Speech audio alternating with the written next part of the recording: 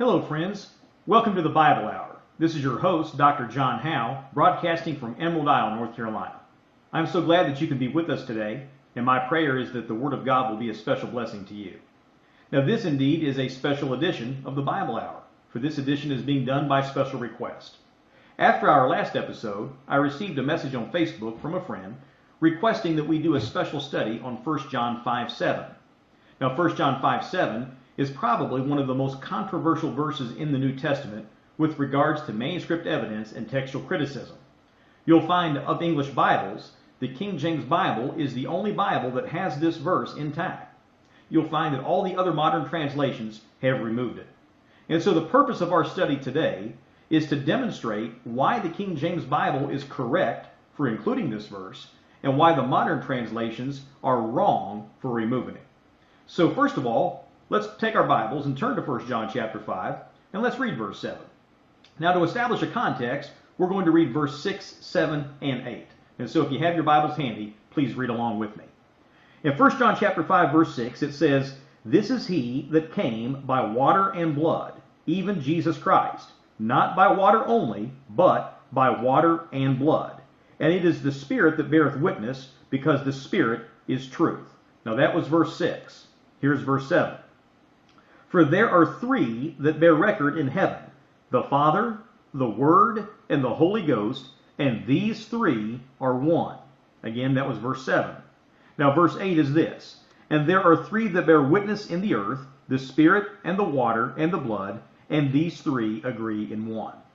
Now for sake of time today, I'm not going to read from any of the modern translations. Suffice to say that you can take the modern translation of your choice, whether it's the New International Version, the English Standard Version, the New American Standard Version, the Revised Standard Version, the New Living Translation, or any modern translation of your choosing. And if you will come to 1 John chapter 5, you will find that verse 7 has been omitted. Now the New Version translators are very deceptive though in how they've done this. What they've done is this.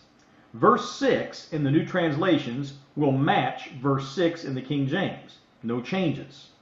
Verse 7, however, in the King James has been removed in the modern translations. And to cover up that omission, what the modern translators have done is they've taken verse 8 and they've divided it in two halves. The first half becomes verse 7 in their Bible, and then the second half remains verse 8. That way, for the casual reader, as you're reading 1 John chapter 5 and going down through the verses, it doesn't go 3, 4, 5, 6, 8, 9, 10, with verse 7 being a glaring omission. No, what they've done is they've broken up verse 8 and made the first half verse 7 and the second half verse 8, so that as you read down through the chapter, it's not readily apparent that the verse has been taken out. So it's very, very deceptive how the modern translations have done this, but we shouldn't be surprised by that. And if you continue to watch our Bible Hour broadcasts, we will continue to expose the deceptiveness of these translations and show why they are not of God. Now, verse 7, of course, is a very, very important verse. It says that there are three that bear record in heaven, the Father, the Word, and the Holy Ghost, and these three are one. Now, this verse is important because of the orthodoxy of its teaching with regards to the Trinity of the Godhead. One of the fundamental truths of biblical Christianity is that there is one God, but that one God is revealed in three persons. Now, 1 John chapter 5, verse 7 is the strongest verse in the Bible that demonstrates the doctrine of the Trinity of the Godhead. Now, there are other verses in the Bible that teach the Trinity, no doubt. However, none is as straightforward and as blatant as this verse in its teaching. Now, for those of you that have ever done any type of soul winning or personal work, and you've encountered Jehovah's Witnesses, Mormons, Unitarians, or any other person who does not believe in the Trinity of the Godhead, imagine trying to use the Bible to prove the Trinity without this verse. Now, can it be done? Yes, it can be done, because once again, there are other verses that teach the Trinity. However, your job is much more difficult without 1 John chapter 5, verse 7. And so today, let's look at why the King James Bible is right for having this verse and why the new versions are wrong for omitting it. Now, when you encounter a proponent of one of the new versions or one of these nationally known pastors, be it Chuck Swindoll, Charles Stanley, David Jeremiah, or any of these other guys that are on the radio that are from Dallas Theological Seminary or for some highfalutin divinity school, what they'll tell you is that the reason why 1 John 5:7 is omitted from the new versions is because it's in very few Greek manuscripts. The manuscripts it is found in are very late manuscripts, and the oldest and earliest Greek manuscripts that have been discovered do not include the verse. And so that's their justification for why the verse should not be there. As a matter of fact, if you use a modern translation, you will see that there is probably a footnote in your margin, or perhaps a footnote at the bottom of your page, that will say the oldest and best Greek manuscripts do not contain this verse. Well, that's part of the problem. The oldest Greek manuscripts aren't necessarily the best Greek manuscripts. And as far as manuscript evidence is concerned, and as far as textual criticism is concerned, Greek is not our only source for determining whether a passage remains in the Bible or not. And so that's some of what we'll talk about today. Now, there's two things we want to look at. We want to look at the external evidence that validates 1 John 5:7, and then we want to look at the internal evidence. When we say external, we mean sources outside the Bible that prove it should be there. And then when we say internal, we mean proof within the text that demonstrates why it should be there. And so those are some of the things that we would like to cover today. Now, first of all, let's talk about the external evidence. One of the common myths or lies that is propagated by those who oppose 1 John 5:7 is that it is not found in any Greek manuscripts. Now, this is completely false. There is the falsehood that is taught that Erasmus added this text to his third edition based upon the forgery of a monastery monk, and that it was found in no other manuscripts, and Erasmus basically took this forgery and included it in his third edition of his Greek text. And of course, his third edition of his Greek text ended up being one of the primary source materials for the King James translators from 1604 to 1611. And this is not true at all. I will admit this, that the majority of Greek manuscripts do not contain this verse. Of the 500 or so manuscripts of 1 John that are available, only a handful have 1 John 5:7. And so I will readily admit that.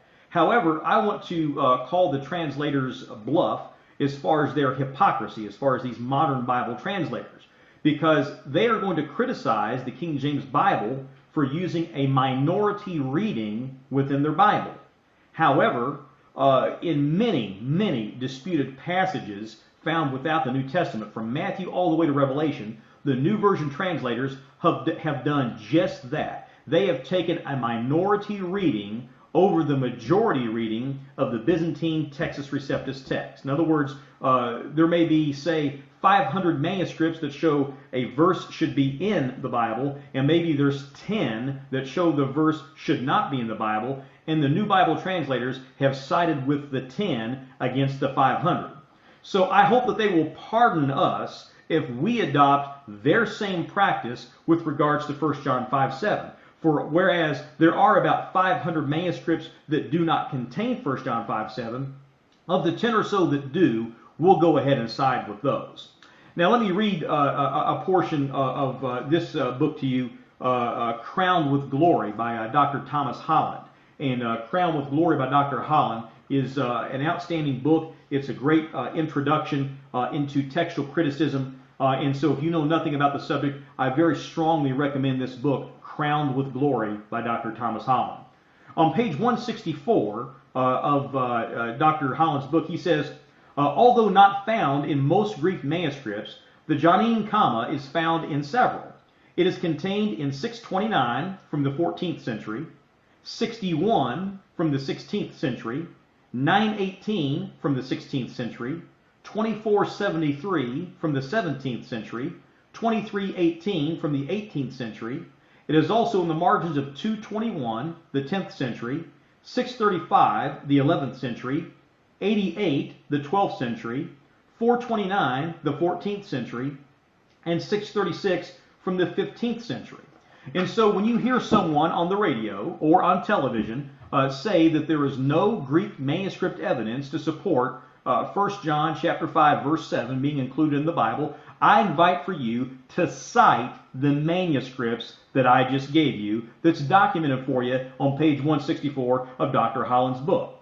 And so if we're going to discuss this issue, let's discuss it honestly, let's discuss it intellectually, but let's tell the truth of the matter, and let's not lie to people and tell them that there's no Greek manuscript evidence for this verse when there is. Okay?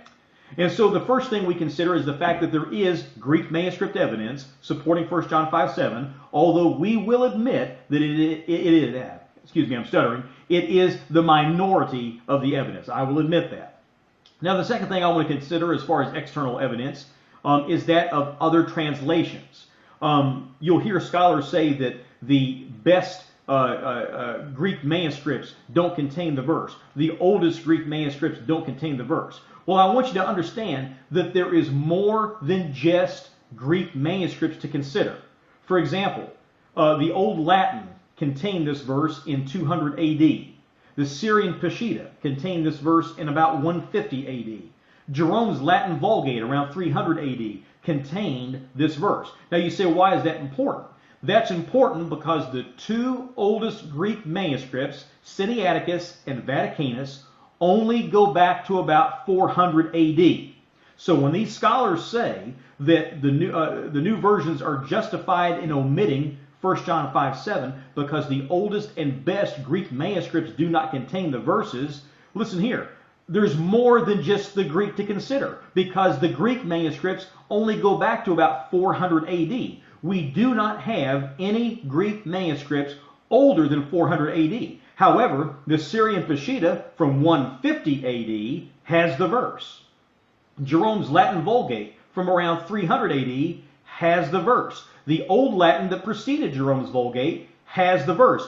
Every one of those references I just cited is prior to 400 AD or before the oldest and best Greek manuscript that we have. And so there's more to consider than just the oldest and best Greek manuscripts. Now, secondly, the second thing that we want to consider is the fact that not only do we have Greek evidence and other translation evidence as far as the Syrian Peshitta and the Latin Vulgate, we also have the writings of the church fathers. The writings of the church fathers. And so these are oftentimes referred to as the patristic writings. The patristic writings. And so these patristic writings oftentimes include quotes by the so-called church fathers where the verse was quoted. Now I've got a question for you. If a church father, and I'm about to list several for you here, if a church father who lived before 300 AD quoted 1 John 5:7 in his writings, would not logic dictate that that verse must exist in the Bible that he was reading from? For example, I'm going to give you a quote from Cyprian here in just a moment. If Cyprian, who lived before 400 AD, he lived before Vaticanus and Sinaiticus, if Cyprian is going to quote 1 John 5:7 in one of his writings, would not logic dictate that 1 John 5:7 must be in the Bible that he was reading from? It seems pretty common sense to me, but then again, when dealing with these matters, sometimes common sense exits stage right. And so we're going to go ahead and take a pause with this episode. I invite you to tune into Volume 2. We've just about exhausted our time on this video, and so I invite you to tune into Volume 2, and we'll continue our study. Once again, this is Dr. John Howe, broadcasting from Emerald Isle, North Carolina with the Bible Hour. We're so glad that you could tune in today for Part 1 of our study in 1 John 5:7. We hope that you will tune into Part 2 on our next study. Thank you very much. Have a great day.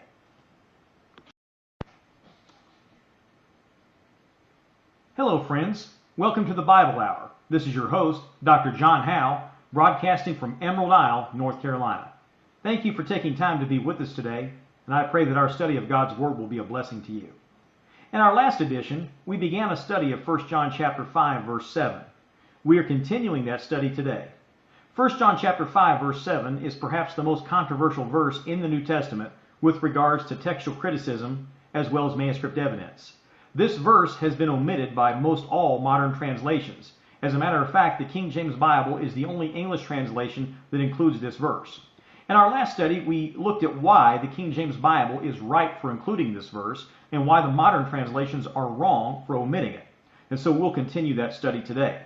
We left off last time considering the patristic writings, or the writings of the church fathers. We were discussing the external evidence for why this verse belongs in the Bible.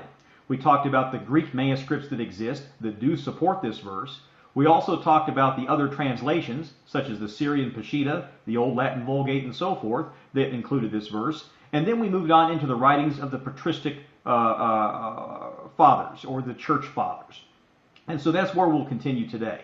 And so if I could, I'd like to read a quotation here to you from Cyprian.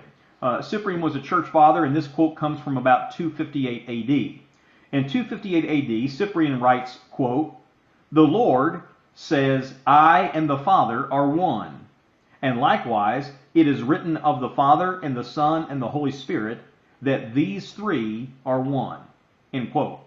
In essence, Cyprian, who lived in 250 AD, was quoting 1 John chapter 5, verse 7. Now my question for those who oppose this verse being in the Bible is this. If the oldest and best, so-called best, Greek manuscripts only go back to 400 AD, and they do not include this verse, and yet we find Cyprian, who lived at 258 AD, about 142 years prior, if he's quoting the verse, would not logic dictate that the Bible he was reading from had the verse? And if his Bible had the verse, then why do not the oldest and so-called best Greek manuscripts have the verse? Maybe those Greek manuscripts aren't the best after all. Now, Cyprian is not the only church father. Another fellow by the name of Priscillian says in 385 AD, once again, before Sinaiticus and Vaticanus. He says, quote, "As John says, there are three which give testimony on earth, the water, the flesh, the blood, and these three are in one. And there are three which give testimony in heaven, the Father, the Word, and the Spirit, and these three are one in Christ Jesus." End quote. And so there's this fella, once again, his name, if I can say it right, is Priscillian. You have to forgive me, I'm from West Virginia and we don't say big words very good. But nevertheless, Priscillian here, like Cyprian, quotes the verse.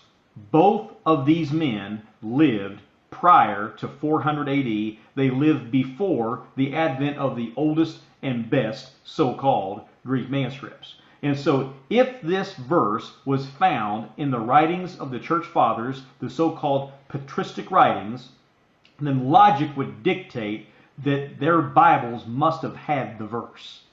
Pretty simple if you ask me.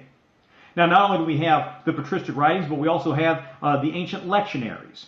Now, a lectionary was very similar to a modern-day hymn book. The next time you go to church, pull out your hymn book and look in the back of the hymn book, and you will see that there are scripture portions found in the back of the hymn book that relate to different times of the year, different holidays, and things like that. And so you'll find that songbooks oftentimes have scripture portions in the back. A lectionary was the same principle. It was a collection of hymns, a collection of songs that were sung by the early church, and within the lectionary were quotations of certain scripture portions. Many of the ancient lectionaries, again, lectionaries that predate 400 AD and the oldest and best Greek manuscripts, many of the lectionaries contain 1 John chapter 5, verse 7. And so my question once again, and I realize I'm beating a dead horse, and I hope I'm not boring you to tears here, but I'm trying to drive the point home. When some pastor or some so-called scholar or some knucklehead on television or radio stands up and lies to you and tells you that 1 John chapter 5 verse 7 does not belong in the Bible because it's not in the oldest and best Greek manuscripts, I want you to ask him about the several Greek manuscripts that do contain the verse. I want you to ask him about the old Syrian Peshitta that contains the verse, the old Latin Vulgate that contains the verse. I want you to ask him about the patristic writings where the church fathers are quoting the verse, and I want you to ask him about the old ancient lectionaries that contain the verse mixed in with their hymns and songs and so forth. And I'd like to know what their answer is to that. And if they give you one, you let me know. All right, so that's some of the external evidence that supports why 1 John 5:7 belongs in the Bible. Now, secondly, let's consider the internal evidence. The internal evidence. First of all, let's read the verse again. It says here, verse 7, "For there are three that bear record in heaven, the Father, the Word, and the Holy Ghost, and these three are one." Now, it's interesting that it says the Word and not the Son. The reason why that's interesting is if you've read the Gospel of John, you know, of course, that in the Gospel of John, the Bible says, "In the beginning was the Word was with God, and the Word was God." And so John uses the Greek word logos or logos to stand in for the Son. And so he's called the Word of God. The Word was made flesh and dwelt among us, and we beheld his glory. The glory is of the only begotten of the Father, full of grace and truth. And so Jesus is referred to by John in his gospel as the Word. In addition, John, who wrote the book of Revelation, if you come to Revelation chapter 19, you'll find that in Revelation chapter 19, John refers to Jesus Christ as the Word of God. And so every time he calls Jesus the Word, it's with a capital W, because Jesus was the Word of God incarnate, to be differentiated from the Word of God, which is the Scripture, which is used with a small w. Whenever you see a capital W, it's always talking about the Word incarnate, the Lord Jesus Christ. So we see John's style of writing. And so 1 John chapter 5, verse 7 matches the Gospel of John, it matches chapter 1 of 1 John, and it matches Revelation chapter 19, which was also written by John. So we see the internal consistency of John referring to Jesus as the Word. Now, the second thing we want to consider as far as internal evidence is this fact, is the Greek grammar itself. Now, in Greek, there are masculine words, there are feminine words, and there are neuter words. And so what we find is this. If you remove verse 7, verse 8 in Greek does not make sense. The reason why is this. The Father, the Word, those are masculine nouns. Those are masculine nouns in the Greek text. Verse 8 says, "And there are three that bear witness in earth." That participle bear witness is in the neuter. It is in the neuter. Therefore, it doesn't make sense if you put a neuter participle with feminine or unless you have masculine nouns. And so, let me read to you once again from Dr. Holland's book here. As we consider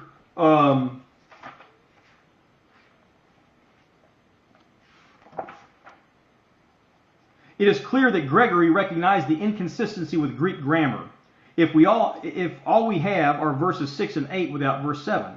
Other scholars have recognized the same thing. This was the argument of Robert Dabney of Union Theological Seminary in his book, The Doctrinal Various Readings of the New Testament Greek. Bishop Middleton, in his book, Doctrine of the Greek Article, argues that verse 7 must be part of the text according to the Greek structure of the passage. Even in the famous commentary by Matthew Henry, there is a note stating that we must have verse 7 if we were to have proper Greek in verse 8. And so the internal evidence as far as the Greek grammar itself necessitates that verse 7 be included in the text. And so for all these yahoos out there that are always talking about the Greek, it's amazing that they will violate Greek grammar by omitting verse 7, causing the participles and the nouns not to match in gender, number, and case. Therefore, the internal evidence of the Greek structure found in verse 8 necessitates the inclusion of verse 7.